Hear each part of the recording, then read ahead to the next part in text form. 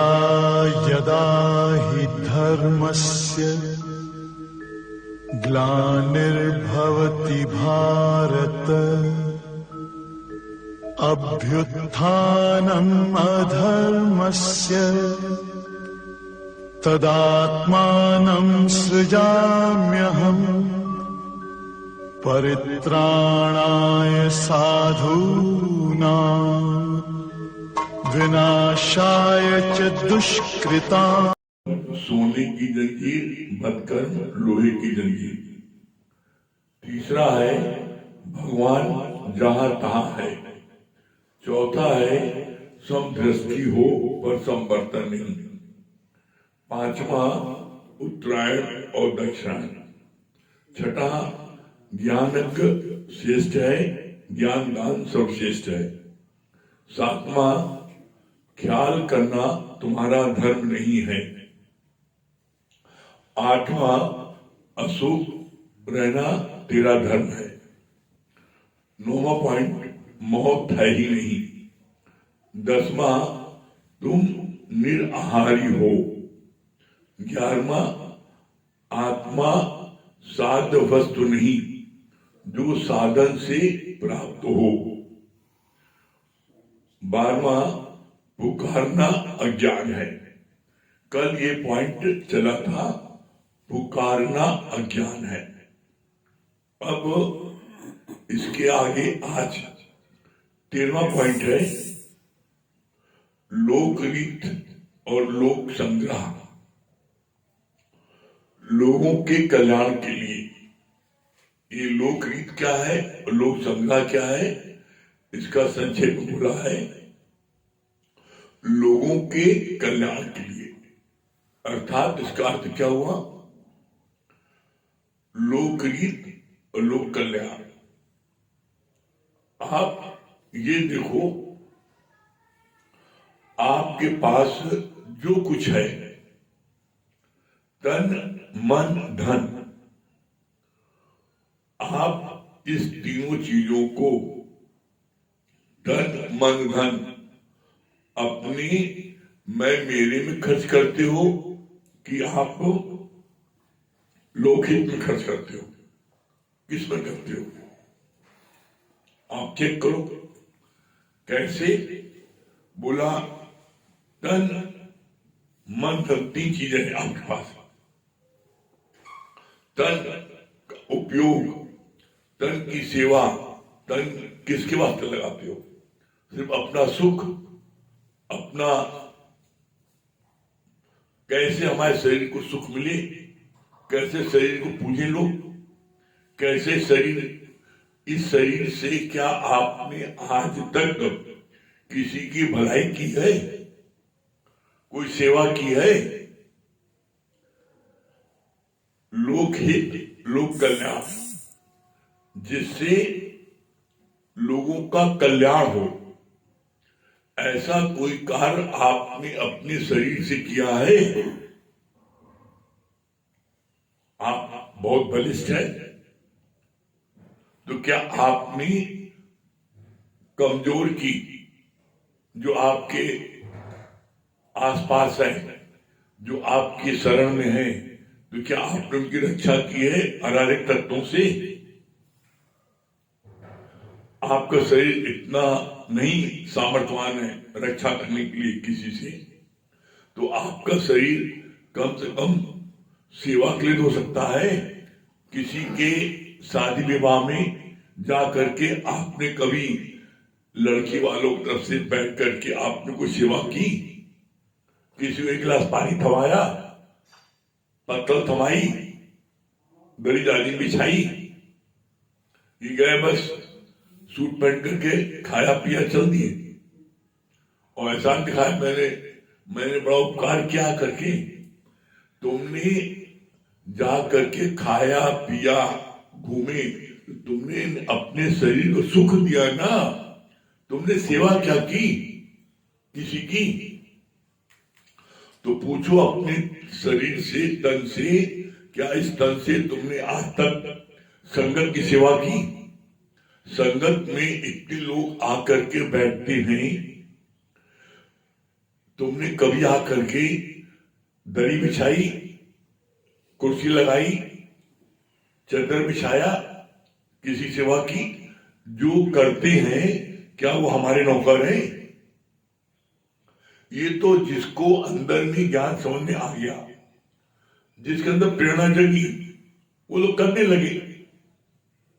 तो जो जो लायक है, आप जिस लायक हो, क्या उस लायकियत के अनुसार आपने आज तक सेवा की? धन आपका है, धन नहीं है, मेरे पास धन नहीं है, दिमाग नहीं ना, बुद्धि नहीं ना, धन है ना, तब सेवा की आज तक? कभी नहीं सेवा। अरे हमने तो अपनी आंखों से देखा, हमने बहुत डांटा, फिर देखा सत्संग के आधे घंटे पहले बाहर टहल रहे थे। हमने कहा क्या बात है, आप लोग बाहर क्यों टहल रहे हो? सत्संग तो होने वाला भी। तो कहा अभी बिछा रहे ना, बिछ जाए तब मैं पहुंचूंगा। तो हमको बड़ी हंसी भी आई और उनको वो तरस आया। हमने कहा जो लोग बिछा रहे हैं, सेवा कर रहे हैं, क्या वो हमारे आपके नौकर हैं? आपसे यादव की हैसियत है, आपसे बड़ी पोस्ट पर है वो, और उस संगत की सेवा कर रहे हैं, आप बाहर टहल रहे हो इसलिए कि सब बिछ जाए, कुर्सी लग जाए, तब मैं जाके बैठूं। तो मन की भावना क्या है आपकी? सेवा का भाव आया तो बोला आपने जीवन में यदि अपने तन से किसी प्रकार की किसी सेवा नहीं की तो आपका तन भगवान ने दिया है वो निरुपयोगी है, बेकार है। मैं मेरे के लिए तो सूर्य सूर्या भी जीते हैं, तो सूर्य सूर्या में तुम्हारी गिनती की जाए। अगर अभी कोई आपको बोले आप बड़े सुअर हो, कितना बुरा लगेगा, लेकिन लक्षण क्या है? सिर्फ अपने ही तन को सुख देना। तो आप चेक करो कभी कि आप के अंदर ऐसी सेवा भावना तन से आई, और अगर नहीं आई है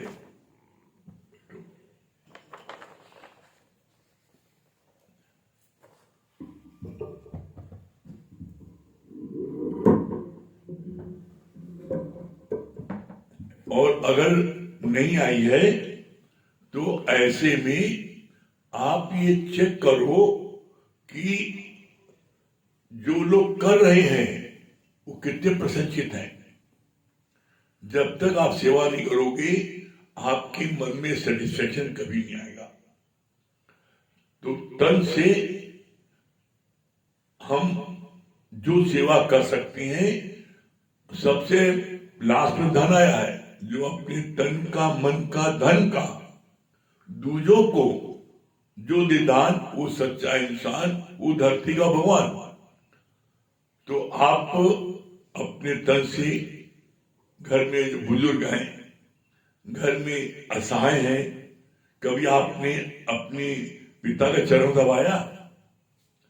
वो तो आपको अपने कंधे में बैठा कर स्कूल पहुंचाया उसने, कितनी बार तुमको अपने कंधे में बैठाया, घुमाया फिराया। पिता ओल्ड एज का हो गया तो क्या कभी तुमने पिता को या घर के मोहल्ले के बुजुर्ग को कोई तुमने सहायता की, तन से सेवा की? नहीं की। तो अगर तुमने सेवा नहीं की, तुम्हारा तन मिलना बेकार है। फिर मन से देखो, आप लोगों को अच्छी राय या अच्छी समझ देते हो, मन में अच्छा ख्याल रखते हो कि इसकी उन्नत हो, जैसे भगवान ने मेरी उन्नत की है, सबको उन्नत करे। सबके लिए आपके मन में अच्छे भाव आते हैं। धन आपके पास है तो धन का आप सदुपयोग करते हो कि दुरुपयोग करते हो? धन आपका है, आप शराब पी रहे हो, जुआ खेल रहे हो, अयाशी कर रहे हो, या आप उस धन से किसी गरीब व्यक्ति की आपने मदद की? धन से आपने क्या किसी गरीब व्यक्ति की मदद की? किसी जरूरतमंद को आपने सहायता दी? आपके पास भगवान ने धन दिया तो उस धन का आपने कोई सदुपयोग किया? जो समय पर अगर किसी की सहायता करता है तो वो दिल में जगह बनाता है, और जो समय पर सहायता नहीं करता वो दिल में जगह नहीं बना। आप बिल्डिंग बहुत बना सकते हो, मकान बहुत खरीद सकते हो, लेकिन किसी एक के हृदय में जगह बना के दिखाओ, घर बना के दिखाओ। गुरुजी क्या बोलते हैं? गुरुजी कहते हैं कि किसी एक के हृदय में आप घर बना के दिखाओ। तो ऐसे में अगर आप घर नहीं बनाते और आप कितनी बिल्डिंग, मकान, फ्लैट ले लेते हो, खरीद लेते हो, तो उसका कोई महत्व नहीं है। ये आप समझ लो। महत्व किसका है? महत्व है आपके, आवाज नहीं जा रही है,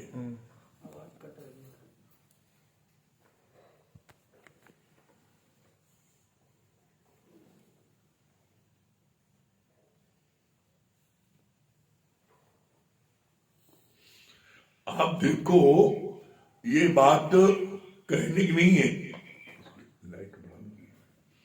ये बात कहने की नहीं है। अभी आवाज नहीं जा रही है, आ रही है। तो आप चेक करो, यहां जो बात आती है लोकारीत और लोक संग्रह, लोगों के कल्याण के लिए, आपका तन मन धन लोगों के कल्याण के लिए है, और अगर नहीं है तो बेकार है। आप धन का देखो, धन का उपयोग आप जरूरतमंद के लिए करते हो? चेक करो एक बातें। जो सच्चा निष्काम क्या है? गीता में कर्म करने की बात जो आती है, तो निष्काम कर्म वो हमारे खाते में नहीं आता। तो निष्काम कर्म आपने किया, जो भी चीज आपके पास में है आपने उस चीज का सदुपयोग किया। आपके पास में भगवान ने गला दिया है, तन आपका है, गला दिया है, अच्छे स्वर दिए, आप बड़े अच्छे भजन गा सकते हो। तो उस भजन को गा करके आप कमाई कर रहे हो कि आप फ्री भजन सुना रहे हो? जरूरतमंद सुना रहे हो?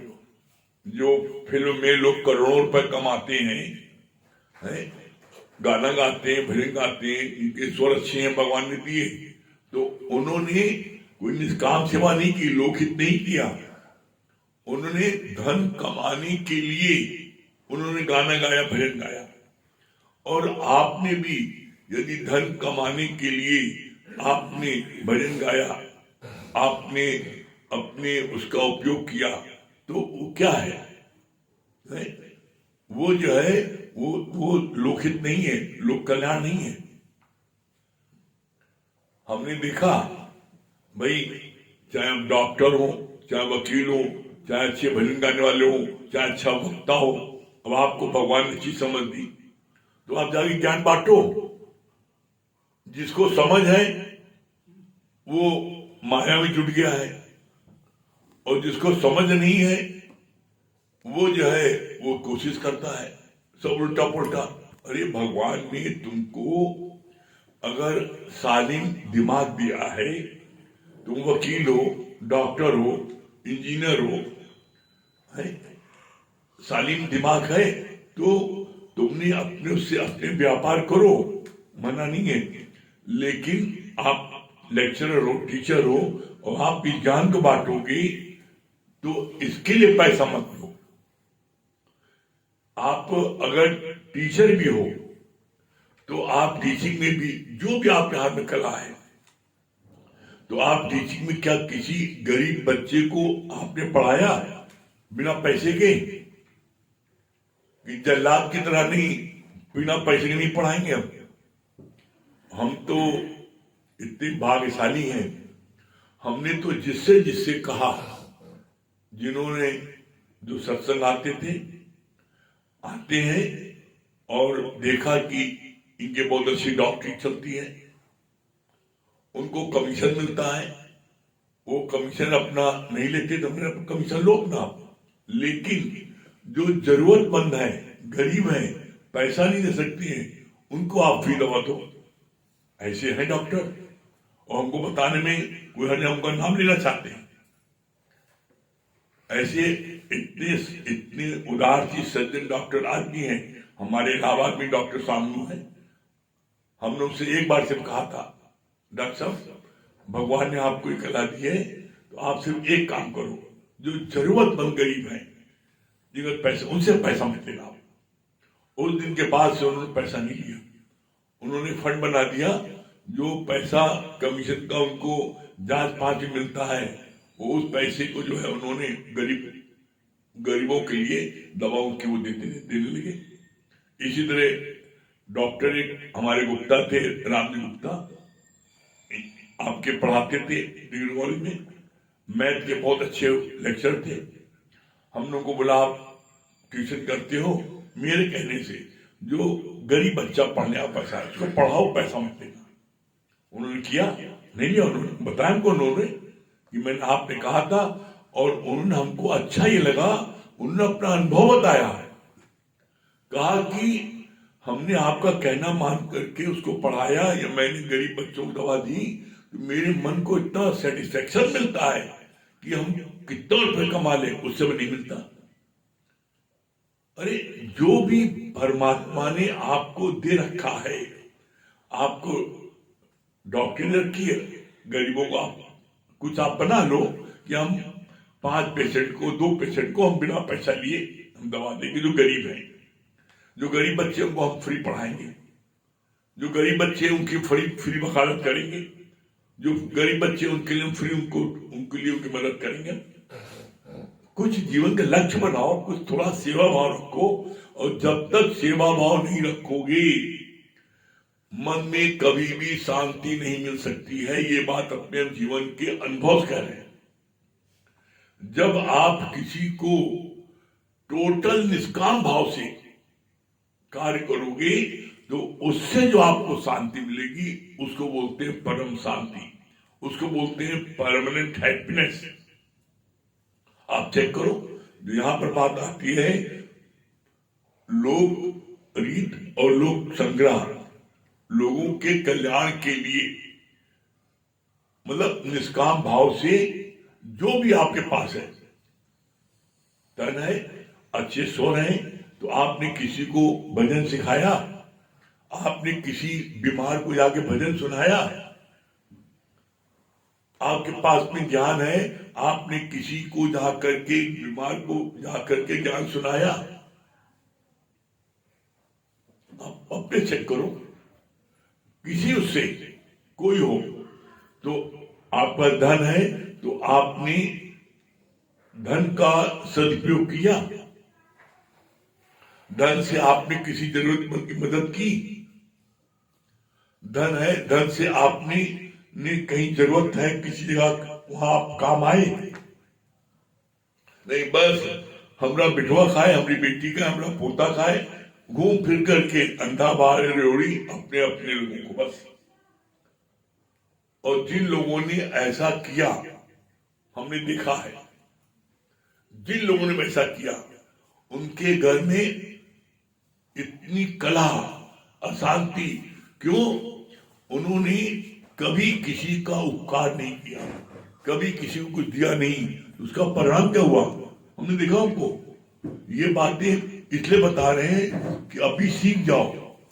एक पिता उस रात दिन पैसा कमाने में लगा था, बस उसको एक सूती काट कर पैसा कमाए, कोई नहीं, कितना भी कुछ हो। कई बच्चों को उसने उदारचित नहीं बताया कि यार किसी गरीब की मदद करो, सिर्फ पैसा कमाना, एक सूती काट कर। जब वही पिता बीमार पड़ा, मरणासन हो गया, मरने को हो गया, डॉक्टर ने कहा कि ऑपरेशन होना है, नहीं मर जाएंगे, बचेंगे नहीं। उसका ऑपरेशन के लिए जब हुआ, ऑपरेशन होगा, पता नहीं मरे बच्चे कुछ जरूरी नहीं है, तो बोला भाई बच्चों से, पिता ने बोला 4 बेटे उसके, और चारों बेटों बोला बेटा आज मेरा ऑपरेशन होना, पता नहीं मरे जिंदा रहे, तुम लोग बेटा यहीं रहना, ऑपरेशन पता किसी जरूरत पड़े क्या है। तो लौंडा उनको हाथ तरेर के बोलता है बाप को, 4 नौकर रख दिया, अभी तुम्हें कमी है, हमें चाटोगे तुम क्या, नौकर लोग तुम्हारी सेवा में लगे हैं। और एक लड़का भी उनके पास नहीं खड़ा हुआ, आंख से झरझर आंसू निकलते रहे कि आज जिन बच्चों के लिए मैंने इतना धन दौलत कमा के दिया, आज वो बच्चे मुझको ऐसा तमाचा मार रहे हैं कि कौन, हम लोग फैक्ट्री देखे कि हम तुम्हें देखे, तुम्हारे लिए 4 नौकर छोड़ जा रहे हैं, और एक निकला हुआ। और अस्पताल में वो रोता रह गया बाप, ऑपरेशन हुआ, ठीक हो गया, अस्पताल में उसको सिर्फ मिलने जुलने जाए, कभी सेवा में 1 मिनट नहीं रुके नहीं, क्या 4 नौकर हैं, जितना तुम्हें काम करना काम कराओ, हम लोग फुर्सत देंगे।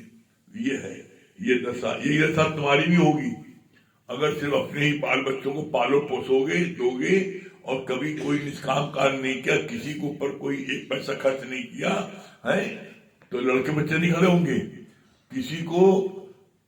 किसी को भी तुमने 2 पैसा भी खर्च किया है, वो तुम्हारे लिए अपनी जान देने तैयार होगा। अगले के लिए 1 पैसा नहीं है, अपने के लिए सब कुछ है, तो काहे कोई गैर खड़ा भी होगा।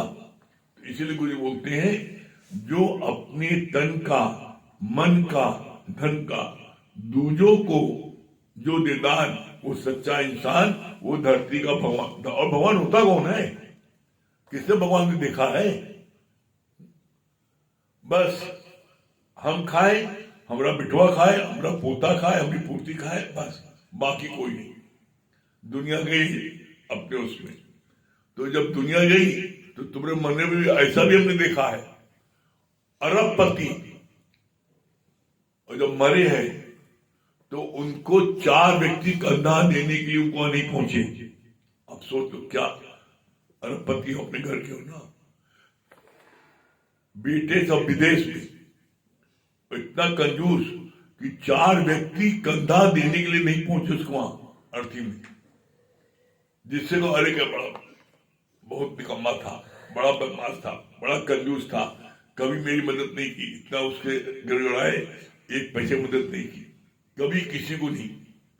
तो बोला ये चीज दुनिया की देख करके, सुन करके अभी चेत जाओ, और जो कुछ नहीं बिगड़। भगवान बोलते हैं कि कुछ समय तो निकालो ऐसा जो कर लो भगवान से प्रेम, कुछ समय तो निकालो ज्ञान के लिए, और बिना ज्ञान के हर कोई धोखा खाए, निर्दिन पूछो पूछाए, बिना ज्ञान के कोई उदासीन हो ही नहीं सकता। क्यों? जब ज्ञान में ये समझ में आ जाता है कि हम कुछ भी साथ लेके नहीं आएंगे, जो कुछ भी साथ ले जाएंगे वो यही जो तुम यहाँ आज बांटोगे, जो लोगों की मदद करोगे, लोगों के लिए तुम लोगों के लिए समय दोगे, वही तुम्हें याद करेंगे। आज गुरु को भगवान लोग क्यों बोलते हैं? क्योंकि उन्होंने सबके लिए किया है। आप करो, आप लोग भगवान बोलेंगे, है? अरे भाई, दूसरों का दुखड़ा दूर करने वाले तेरे दुख दूर करेंगे ना। अपनी कभी चिंता ही नहीं करो। आप देख लो, आपको पता है, आपने आज तक किसी हिजड़े को बीमार देखा? आज तक अस्पताल में, जितने अस्पताल है आप जाके चेक करो, किसी अस्पताल में एक हिजड़ा आपको नहीं मिलेगा। क्यों? कभी सोचा क्या कारण है? गुरु जी ने बताया, कहा वो इसलिए बीमार नहीं होते क्योंकि वो हर एक की खुशी में जाके खूब नाचते हैं, ताली बजाते हैं, और जब ताली बजाते हैं, नाचते हैं, तो इन हथेलियों में एक्यूप्रेशर सारे पॉइंट्स हैं, वो सारे पॉइंट दबते हैं, एक्सरसाइज होती है, और इसलिए कोई बीमार नहीं पड़ते। वो दूसरों खुशी में बड़े खुश होते हैं और वो जो है खूब नाचते गाते हैं, ताली बजाते हैं, इसलिए वो बीमार नहीं पड़ते। इसलिए कभी आप देख लो, कहते हैं आपसे हम, आप पूरे अस्पताल ढूंढो, इलाहाबाद में 500 अस्पताल होंगे और 500 अस्पताल में आप हजारों मरीज हैं, एक हजार देख लो नहीं होगा। गुरु जी जब कहा तो हमको ताजुब हुआ, तो हम गए देखने के लिए, देखें एक हाथ तो मिल जाए, किसी अस्पताल में एक हिजड़ा नहीं मिला। तो पूछा गुरु जी कारण क्या है, ऐसा क्या हो?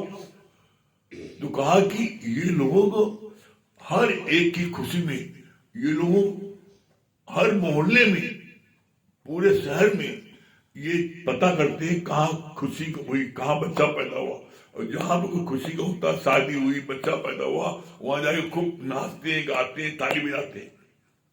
तो ये लोग इतना नाचते गाते हैं दिन भर है कि इनको अपना गम भूल जाता है, इसलिए बीमार नहीं पड़ते। गुरु जी कहा नहीं, दूसरों का दुखड़ा दूर करने वाले तेरे दुख दूर करेंगे राम। जग में किया जा भलाई, तुम भलाई करते जाओ और भला उल्टा करो, लाभ तुम्हें होगा। सारी बातें गुरु जी की एक एक बातें हम तो देखते हैं, आप जीवन में लगाओ और करो, इतना परम आनंद की, जिसको बोलते हैं ना परमानेंट हैप्पीनेस, वो मिलती है। ये जो लोकहित लोक कल्याण, यही सच्चा निष्काम यही है कि आप जो भी कर्म सुबह से लेकर रात तक 24 घंटे आप देखो, चेक करो, आपने आज कोई भी लोक कल्याण के लिए कोई कार्य किया है? देखो, अगर आपने कोई कार्य लोक कल्याण के लिए नहीं किया है और मैं मेरे के लिए अगर आपने किया है, सपोज कर लो सिर्फ, तो बताओ फिर तुम तो मैं मेरे तुम्हारे 2-4 हैं। अरे तुमसे अच्छा ये मन तो सूर्य सूर्या को उसके 16 है। तुम 2-4 को पाल बढ़ा, मैंने 4 लड़कों को डॉक्टर बनाया, तो सूर्य सूर्य में कहते मैंने 16 को पाला। कौन से 3 बार दिया तुमने भाई? इसलिए आज इस पर विचार करना, अपने लिए ये तो क्या चाहिए। गुरु ने बड़े कड़े शब्द का इस्तेमाल किया है, जो जीता है मैं मेरे के लिए, उसका मरना भला है, उसको जीने का कोई हक ही नहीं है। और जो जीता है सर्व के हित के लिए, उसका जीना भला है। देखो हम सर्व के हित के जीते नहीं, और आज आप देख लो धरती पर जो सर्व हित के लिए जीता है, आप देख लो कि जब वो धरती छोड़ता है और चिंता में सोता है, तो देखो कैसा हजूम उसके वहां इकट्ठा होता है। लोग उसके दर्शन के लिए तरसते, कैसे दर्शन में इतने लोग देखने वाले आते हैं। तो जो कार्य एक कोई दूसरा कर सकता है, जो कार्य मेरा गुरु कर सकता है, हम क्यों नहीं कर सकते? इसके जरूरत सिर्फ क्या है? फर्म डिटर्मिनेशन की जरूरत क्या है? नहीं, हम भी ये करेंगे, मन में ऐसा ठानो तो आप भी कर सकते हो। और आप सोचो, विचार करो, अगर सिर्फ हम सत्संगी जितने हैं उतने ही इसमें काम में लग जाए तो कितना भला हो जाएगा। नानक दुखिया सब संसार। कोई कोई तो हमसे पूछते आकर के, बताओ कहां जाई, कौन दुखी है? अरे हमका बिलारे से आंख क्यों दिखाई नहीं पड़ता? तुम्हें लड़की दिखाई पड़ती है, दुखी नहीं दिखाई पड़ता। तो जिसमें इंटरेस्ट हो दिखाई पड़ेगा, जिसमें इंटरेस्ट है इंटरेस्ट लो। देखो आप, हम देखते हैं इतना अच्छा लगता है उन लोगों को देखते हैं जो लोग, एक नहीं कितने लोग हम जानते हैं से, कहीं भी शादी विवाह हो रहा है, कुछ नहीं बोलते, बस चुपचाप खड़े रहते हैं और देखते हैं कि यहाँ पर कमी है, लपक कर खड़े रहते हैं। उनको कोई कहता कुछ नहीं ना, लेकिन कि जो है पता लगा बर्तन जो है गिलास कम पड़ गया और लोग जो है जूठा फेंक दिया, देखो गिलास फटाफट मारने लगे। अरे मैं तुमसे देखा वहां गिलास देना ही पी, गिलास देने लगे, पत्तल नहीं पत्तल देने लगे, पानी पिलाने लगे। जिस जगह पर कोई कमी है वहां भाग के खड़े हो गए। तो अपने आप अगर गुरु जी ने बोला इसके लिए, जिसके मन में सेवा भावना होती है परमात्मा उसको सेवा दे देता है, उसको सेवा मिल जाती है। और जिसके मन में सेवा भावना नहीं होती, वो सामने सेवा होते हुए भी आंखें बंद कर लेता चला जाता है, तो उसको भी सेवा मिलती भी नहीं। और जो सेवा करके जो सेटिस्फेक्शन मिलता है, वो सेटिस्फेक्शन आपको किसी चीज में नहीं मिलेगा। आप कर ही देखो, ये बात मैंने अपने जीवन में अनुभव की है। कोई गरीब है, दुखी है, बूढ़ा है, हमारे वहां दान देने को मना किया गया है, उदार चित्त के लिए थोड़ी मना किया गया है। और कोई बूढ़ा है, अब भूखा प्यासा है, बाबूजी भूख लगी है, आज रिक्शा चला रहे, कोई सवारी नहीं मिली, अरे उसको भरपेट खाना खिला, तो मना कहाँ है? कोई बेगारी करता है, हरामखोरी करता है, हट्टा कट्टा है, मेहनत कर सकता है, मेहनत नहीं कर सकता है, उसके लिए मना किया, उसको पैसा मत दो। लेकिन कोई अगर असहाय है, कोई जर्जर है, बूढ़ा है, चल नहीं सकता है, और उसको जो है किसी कारण से वो पड़ा है, तो उसके लिए आप भरपेट भोजन करा उसको, उसके लिए मना किया है। बोला है भगवान ने, एक बूढ़े व्यक्तियों पर और दूसरे पागल व्यक्तियों पर, इन पर हमेशा रहम करना चाहिए। क्यों? जो पागल है बेचारा, वो अपने दिमाग में नहीं ना, वो दया का पात्र है, उनको खिला दो, पिला दो, उनको कर दो। ऐसा नहीं कि उनसे दुत्कारो नहीं। वो स्थिति तुम्हारी भी हो सकती है, एक इसको तुम्हारी ढीला तुम नहीं हो सकते कि पागल क्या। आज तुम किसी में हंस रहे हो, किसी का दिमाग खराब है, तुम हंस रहे हो, तो क्या कल तुम नहीं हो सकते? जो आज बूढ़ा है, कल तुम नहीं हो सकते? अरे राजा बने भिखारी, दौलत का क्या भरोसा। राजा हरिश्चंद्र भी थे, शमशान घाट पर मुर्दा जलाते थे, ऐसी नौबत आ गई। तो कभी भी जीवन में किसी बात का घमंड नहीं करना। हाँ, आप देख लो, जिसने भी घमंड किया, जिसने भी अपनी पद का, अपनी शक्ति का दुरुपयोग किया, उसका नाश हो गया। किसी भी ले लो आप, चाहे रावण ले लो, चाहे दुर्योधन ले लो, चाहे आपके जो हिरण्यकश्यप ले लो, किसी को ले लो आप, जिसने भी किया उसका नाश हुआ। तो ऐसे में आप ऐसा करो जिससे कि तुम्हारा जो ना क्या है, तुम्हारा यहाँ पर लोग तुम्हें श्रद्धा से, भक्ति से, प्यार से तुम्हारा नाम लें। और किसी के बारे में पता ही तब लगता है जब वो मर जाता है, तब पता लगता है आदमी कैसा है। कैसे? जब कोई गुंडा बदमाश अराजक तक मरता है तो लोग कहते ये बड़ी शांति हुई, कम से कम मरा, शांति मिली। कितना लोग खुश होते हैं, लोग कितने चैन की सांस लेते हैं। और एक कोई व्यक्ति मददगार मर जाता है, अरे भाई लोग मेरे लिए भगवान थे, अरे सच में बड़े ज्ञानी थे, उसकी लोग मरने के बाद ही प्रशंसा करते हैं। तो बोला नहीं, भगवान ने कहा नहीं कि ऐसी करनी कर चलो जो तो को करे लोग याद, मरने के बाद भी तेरा नाम यहाँ पर रहे, कोई भूलने न पाए। आज चाहे दादा भगवान हो, चाहे गीता भगवान हो, चाहे प्रमला भगवान हो, आज हम इनको कोई भूल पाता है? कोई दिन ऐसा है जिनका नाम दे लिया जाता हो।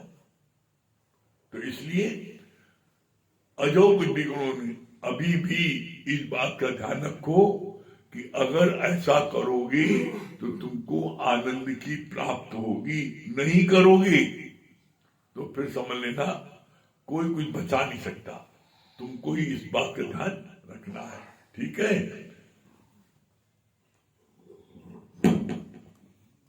अभी मीटिंग के बाद में फिर से मिला लीजिएगा। अब जब मीटिंग समाप्त होगी तो फिर से मिला लीजिएगा।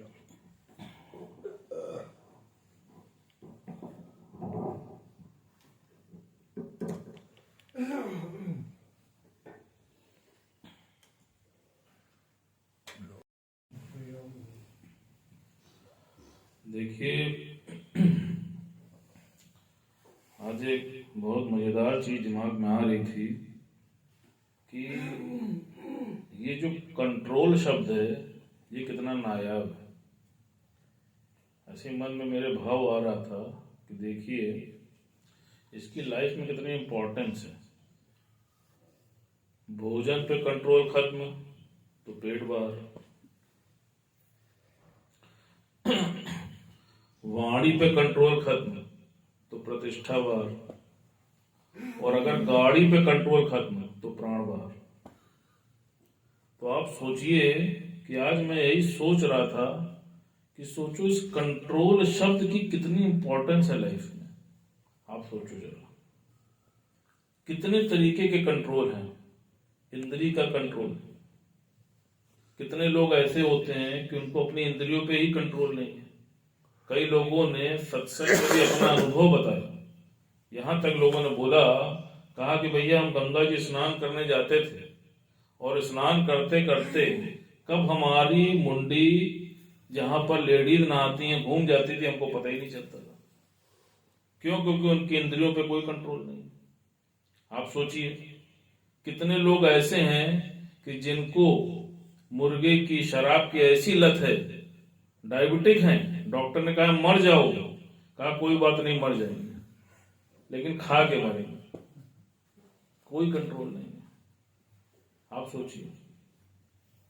फिर भगवान ने क्या बोला? कहा दृष्टि का कंट्रोल। आप सोचो, जैसे अभी बोला, कहा जो ज्ञानी की दृष्टि होती है वो कैसी होती है? वो करुणा की दृष्टि होती है। उसकी आंखों में करुणा होती है, सबके प्रति प्रेम होता है कि काश इसको भी वो ज्ञान मिल जाए, ये भी इस जलते हुए संसार से बच जाए, इसको भी ठंडक मिल जाए। और अज्ञानी की दृष्टि कैसी होती है? देखो कैसे आंखें तरेर के देखता है, लगता है भी खा जाएगा। आप देखो कंट्रोल है। अभी कोई जरा सा उल्टा बोल भर दे, आप देखो कितनी तेज आंखें बड़ी होने लगती हैं और बस लगता है कि क्या कर डाले। तो दृष्टि का कंट्रोल। फिर भगवान ने कहा धन का कंट्रोल। आप देखो जो लोग अपने धन का कंट्रोल नहीं करते हैं और जिनके पास अपार संपदा है लेकिन उन्होंने उसका दुरुपयोग किया, तो आप देखो कि एक समय ऐसा भी आता है कि वो राजा से रंग हो जाते हैं। क्यों? क्योंकि उसको उन्होंने कंट्रोल में नहीं किया। लेकिन कुछ लोग ऐसे भी हैं कि जिनके पास बहुत कम पूंजी थी, लेकिन उस कम पूंजी से उनके विचार अच्छे थे, उन्होंने सही जगह उस पूंजी को लगाया, सत्कर्म में लगाया, अच्छे मार्ग पर चले, तो आज वो धन पशु हो। तो आप देखो, अगर धन कभी कंट्रोल नहीं आया तो राजा से रंग हो सकते हो, और अगर कंट्रोल आ गया तो रंग से राजा भी हो सकते हो। आप सोचो मन का कंट्रोल। बैठे यहां हो, दिमाग बंबई में चल रहा है, चौपाटी में घूम रहा है, कुछ समझ में ही नहीं आ रहा है। इसीलिए भगवान ने गीता में बोला ना, थिर मन ब्रह्म अथिर मन संसार। ज्ञानी का जो मन है वो स्थिर है और अज्ञानी का मन अस्थिर है। आप सोचो पल पल में भय व्याप्ता है कि नहीं व्याप्ता है? ऐसा ना हो जाए, वैसा ना हो जाए, कहीं मृत्यु ना आ जाए, हर समय भयभीत होते हो कि नहीं होते हो? फिर देखो विचारों पर कंट्रोल। आप सोचो कितने निगेटिव थॉट्स एक दिन में आपके अंदर आते हैं। अपने अंदर जांच के देख लो, आपको परेशान कौन करता है? आपके नेगेटिव थॉट्स। अगर पॉजिटिव थॉट अंदर आए तो क्या परेशान हो पाओगे? आप बताओ। तो सोचो ये जो कंट्रोल है, सारा खेल तो इस कंट्रोल का है ना। वाणी पे कंट्रोल है तो आप देखो गजरा माला भी पहन लेते हो, और आप शब्द बोलो तो लाल जूता भी खा लेते हो। तो इसलिए भगवान ने कहा कि देखो जो कंट्रोल है वो आता कहां से? कंट्रोल आता है गीता का ज्ञान सुनने से। और भगवान ने बहुत अच्छा बताया, कहा गीता का क्या अर्थ है? गीता का अर्थ है गीत आत्मा का। जब गुरु तुमको आत्मा का गीत सुनाता है और तुम अपनी आत्म स्थिति में आ जाते हो तो तुम्हारे जीवन में कंट्रोल आ जाता है। जब तुम देह में आते हो तभी तो तुम्हारा कंट्रोल बिगड़ता है।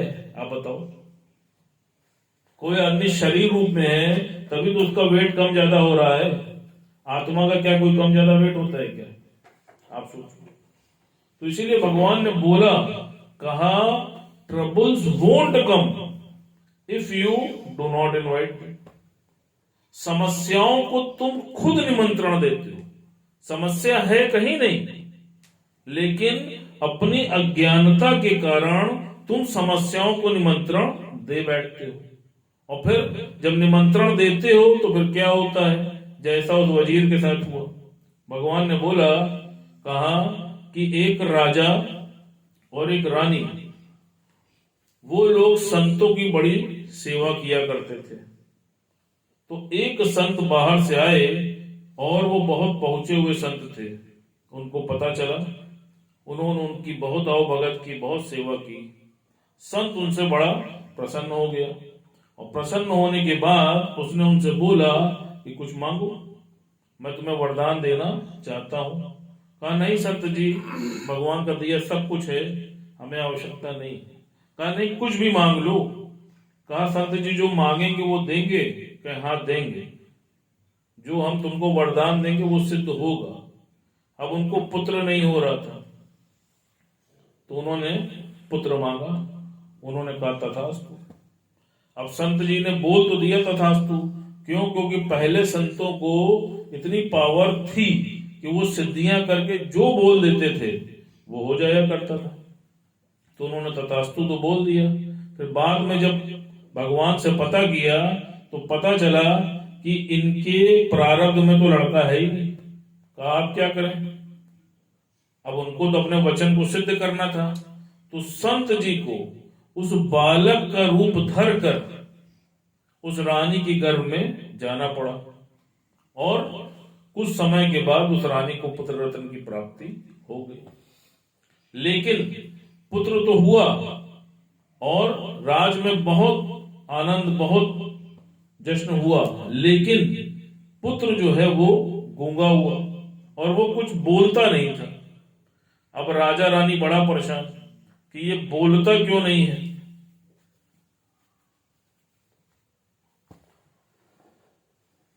सुन लो भाई, अब राजा रानी बड़ा परेशान कि ये बोलता क्यों नहीं है। तो खैर बहुत से ज्योतिष को बुलाया गया, बहुत वैद्य को बुलाया, बहुत इलाज हुआ, लेकिन कोई उसको ठीक नहीं कर पाया। कुछ समय के बाद जैसे जैसे समय बीतता गया, युवराज भी बड़ा होता गया और एक दिन युवराज उस वजीर के साथ शिकार करने जंगल में गया और जब वो शिकार करने गया तो वजीर ने निशाना साधा और पेड़ पे बैठे एक तोते को देखा। जैसे ही निशाना साधा, तोता पत्तियों के पीछे छिप गया। अब वो वजीर उसका निशाना नहीं लगा पाया, लेकिन इससे पहले कि वो वजीर जाता तभी तोता टर टर बोल पड़ा। तो जैसे ही तोता टर टर बोल पड़ा तो जो युवराज था उसके मुख से निकला क्यों बोला, और जैसे ही बोला वजीर ने निशाना साधा और तोते को मार गिराया। लेकिन वजीर के मन में बड़ी प्रसन्नता हुई कि युवराज तो बोल सकते हैं, और इस बात को वो लेकर राजमहल में पहुंचे और उनके मन में भाव आया कि देखो, अगर मैं राजा जी को ये बात बताऊंगा तो मुझको बहुत पुरस्कार मिलेगा, बहुत इनाम मिलेगा, बहुत मेरा मान सम्मान बढ़ेगा। उन्होंने ऐसे ही किया। अब जब राजकुमार महल में आए तो उनसे सब बोले बोलो, तो वो कुछ बोले नहीं, कहें बोलो, कुछ बोले नहीं। राजा के समक्ष ये बात गई तो राजा को लगा कि वजीर ने मेरे युवराज का उपहास उड़ाया है। उन्होंने वजीर को फांसी की सजा दे दी। अब वजीर बड़ा परेशान कि करें तो क्या करें। वजीर ने बहुत क्षमा याचना की, लेकिन राजा नहीं माना।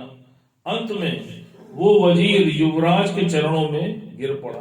तो युवराज क्या बोला, कहा क्यों बोला। अब आप देखो, जैसे गुरुजी ने बोला, troubles won't come if you do not invite them. अब यहां पर समस्या आई कैसे? समस्या तो उस वजीर ने लाई ना, कहा ठीक इसी प्रकार जीवन में तुम लोग भी समस्या क्रिएट कर लेते हो। भगवान ने इसलिए बोला है कि मौन में रहो। तुम क्यों हर जगह अपने को सिद्ध करना चाहते हो?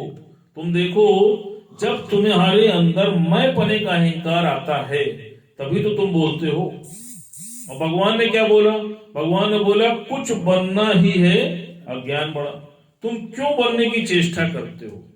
आप देखिए कि जो भी बुद्धिमान व्यक्ति है वो कभी भी आपको फालतू बोलते हुए नहीं दिखेगा। वाणी का संयम, जैसे कंट्रोल की बात हो रही है ना, तो आपकी वाणी में संयम है। आप देखो, कहीं पे बैठे हैं, 10 लोगों के बीच में बैठे हैं, कोई आपसे राय मांग नहीं रहा है, बोल पड़ते हैं तड़प।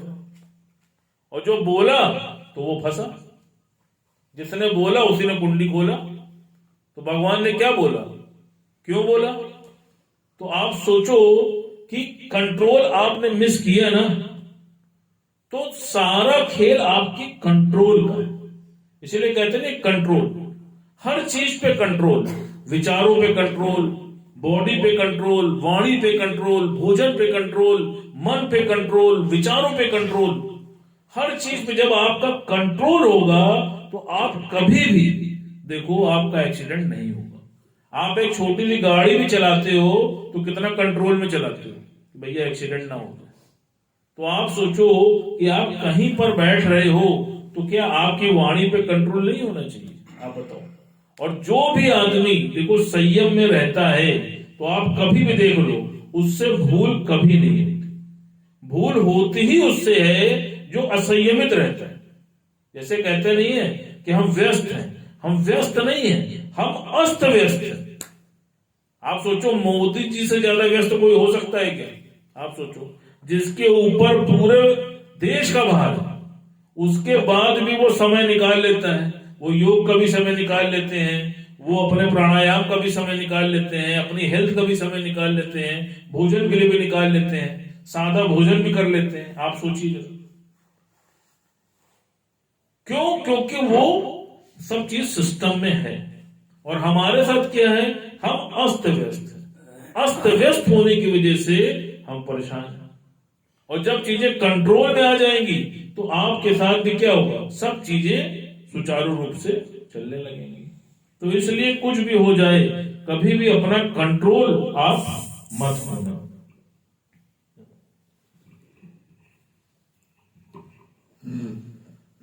शिवांगी भजन सुनाओ। कोई दे दो।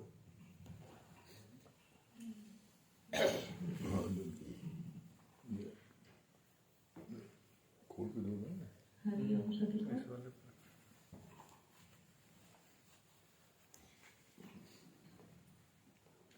मने मति डुबोए गुरु मति तारे, मने मति डुबोए गुरु मति तारे।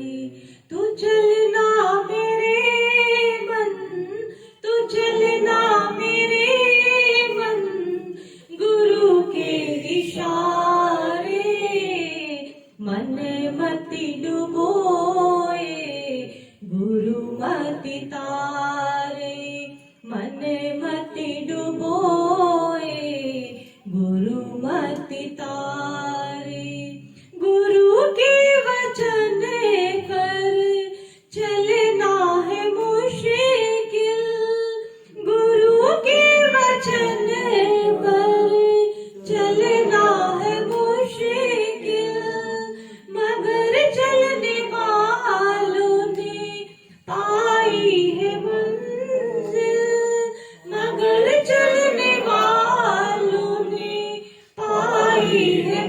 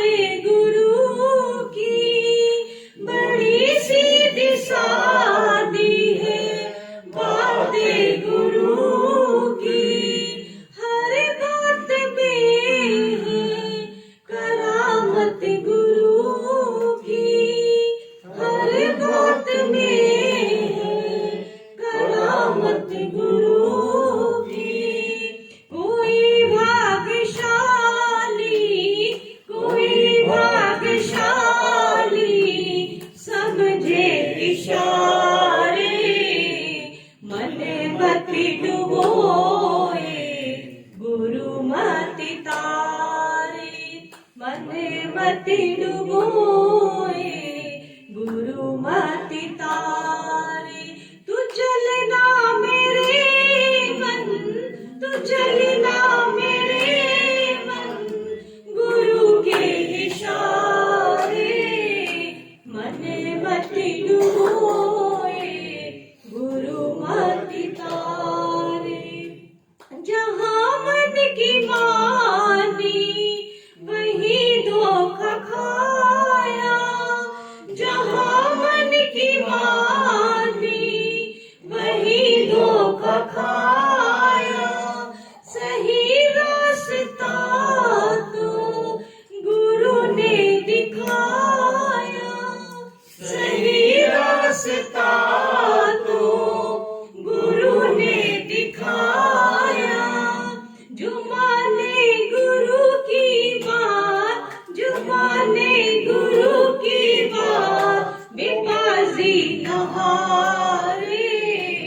मन मत डुबोए गुरु मति तारे। मन मत डुबोए गुरु मति तारे।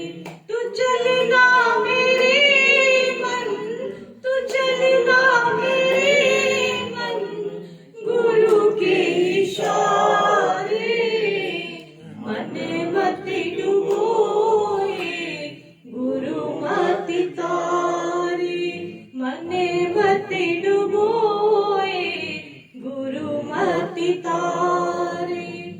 रावण को दुनिया में कमी कुछ नहीं थी, रावण को दुनिया में कमी कुछ नहीं थी। सब कुछ था लेकिन गुरु मत नहीं थी, सब कुछ था लेकिन गुरु मत नहीं थी। मेरा सतगुरु तो, मेरा सतगुरु तो जीवन सहारे। मन मत डुबोए गुरु मति तारे। मन मत डुबोए गुरु मति तारे। हरिओम। हाँ, लक्ष्मी जी क्या बता रही है? बोलो, कहाँ गया माइक? गुरुजी, आज बहुत अच्छा लगा। अमित भैया ने बताया हर चीजों पे कंट्रोल, मन पे कंट्रोल, धन पे कंट्रोल। तो कंट्रोल ही जीवन है, अब हर चीज पे कंट्रोल लगाना ही पड़ेगा। हाँ, चित्रा जी। हरिओम गुरुजी, हरिओम भैया। सच में बहुत अच्छा लगता है कि अगर आपके पास तन मन धन तीनों चीज है तो उसको साथ संगत की सेवा के लिए लगाएं, जरूरतमंद के लिए लगाएं, तभी ये जीवन सफल है, वरना जीना व्यर्थ है। बस हमेशा गुरु यही ज्ञान देते हैं। हाँ, दिनेश कीजिए वुमन हिस्ट्री। हरिओम गुरुजी, हरिओम भैया, बहुत अच्छा लगा। फिर मन धन, आखिर मन संसार। अर्पित भैया। ये बात अच्छी लगी ना कि दूसरों को अगर हम भला करते हैं तो हमारा ही लाभ। ये बात अच्छी लगी। हाँ, इधर जी मुंशी जी को। हरिओम गुरु जी। गुरु जो कहे वो करे, गुरु जो करे वो न करे। हाँ, सज्जन भैया। अच्छा बताए ना, जो जग में किया जो भलाई का तेरा दुख दूर करेंगे। मालवी जी। हरिओम गुरु जी। जैसे आपने बताया कि कहते हैं बस सबका करते हैं, सेवा करते जाए, निष्काम सेवा जो है। जयसवाल जी। थैंक यू गुरु जी। गुरु जी के कहने पे चले तभी मंजिल पार। मंगल भैया। जो अपने तन का मन का धन का दे दूसरों को दान, वो सच्चा इंसान, वो धरती का भगवान। गुप्ता जी। सबसे अच्छी बात है, ब्रह्म ज्ञानी को देखने के लिए लोग तरसते हैं। हमें याद आया गुरु जी के यहाँ जब लास्ट में गए थे, वहाँ पर इतने लोग आए थे, कभी ऐसा नहीं देखा जितने लोग आए थे। हाँ, संजय भैया। हरिओम गुरु जी। ये बात बहुत अच्छी लगी कि सर्व के हित के लिए कार्य करें। जैसे गुरु सर्व के हित के लिए जीते हैं, हर टाइम देते हैं, सर्व के हित के लिए करेंगे तो हमेशा आप जिंदा रहेंगे। ये बात बहुत अच्छी लगी। नरेंद्र भाई, बहुत अच्छा आपने बताया कि जो है लोकारीत लोक संग्रह के बारे में, कि आप चाहे संग्रह जितना कर लो, कई मकान बना लो, कई घर बना लो, लेकिन किसी के दिल में घर बनाया। और भैया ने बहुत अच्छा बताया है कि कंट्रोल, अगर जो है खाने में नहीं कंट्रोल तो पेट बाहर आएगा, और जो है अगर गाड़ी में ही कंट्रोल तो सीधे प्राण बाहर जाएंगे। वाणी वाणी में नहीं है तो प्रतिष्ठा बाहर। हाँ जगदीश भैया। हरिओम गुरु जी। बहुत अच्छा रहा कि अपने लिए जिए तो क्या जिए, तो जिए दिल जमाने की। हाँ दिनेश भैया। हरिओम गुरु जी। बहुत अच्छी बात है कि बनना ही अज्ञान है। अनिल भैया। बहुत अच्छी बात है कि जो क्यों बोला का वर्णन किया भैया ने, बहुत अच्छा लगा। क्यों बोला। हाँ मुकेश भैया। माइक दे दो, माइक दे दो।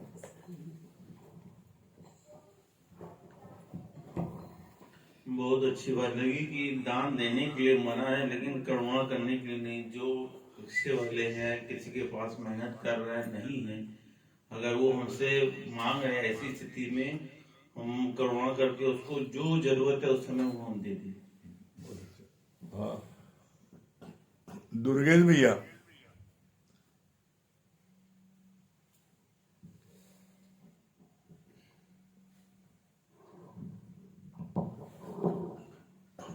दुर्गेश भैया।